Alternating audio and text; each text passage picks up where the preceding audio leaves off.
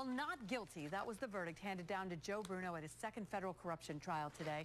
Our political analyst, New York Post state editor Fred Dicker was in the courtroom and spoke with Joe Bruno after the verdict was read. Fred joins us live now from our Capitol Bureau to talk more about it.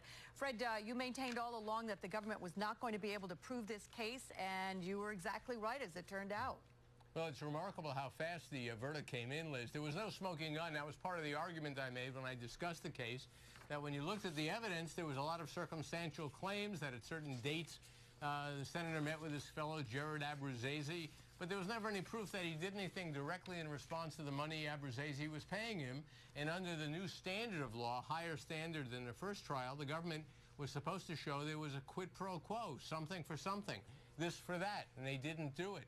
Needless to say, the emotions were incredible. Nobody expected the verdict that early.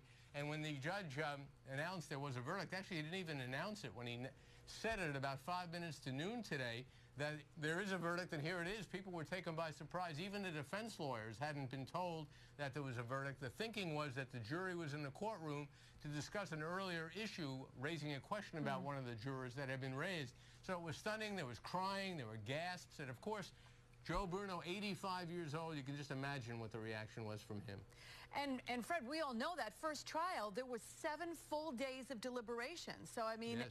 Everybody, we heard Paul Derhaneshan at 5 o'clock talking about the case itself was streamlined this time, and that's what led to a streamlined verdict as well. But even so, that was a remarkably quick. Yes, it was a higher standard, though. I'll tell you, I've been hearing a lot of these defense lawyers go on various shows, and I'm not talking about Paul Derhaneshan in particular, but a lot of these lawyers are lawyers that appear before the federal courts, and they don't want to be critical of the prosecution. Privately, I've been told by some of these lawyers who are out there now that they felt this case should never have been brought.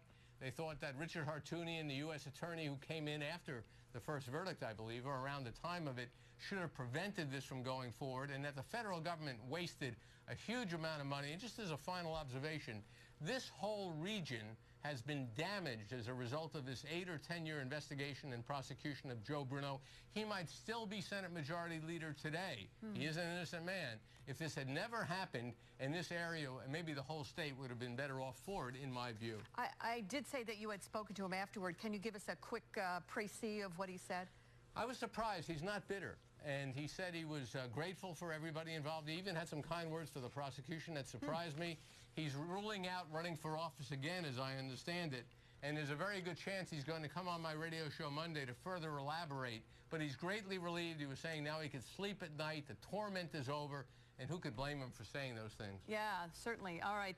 Thank you, Fred, very much for your insight. And we'll look forward to hearing more if, in fact, he gets to talk to you on Monday.